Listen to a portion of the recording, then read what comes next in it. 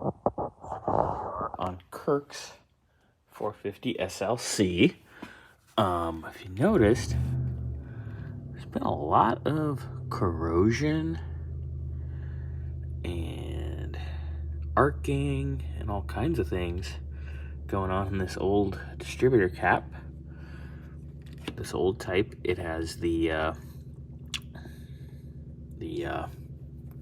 threaded pin type wires, and you can see they're so corroded on that they just snap.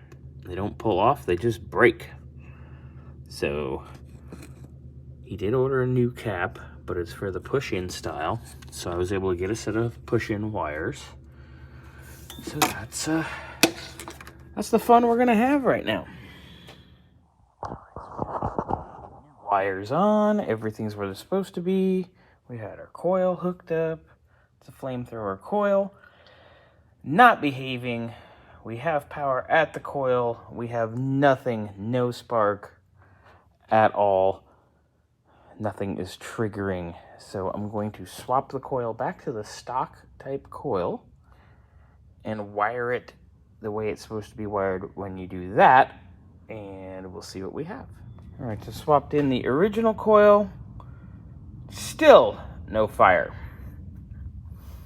Almost ready to put the points back in this. Just about to that point. 3 coils, Pertronix igniter, back to points, all wiring put back to where it's supposed to be stock. And guess what, boys and girls? We still have no spark, but we have power everywhere where we're supposed to.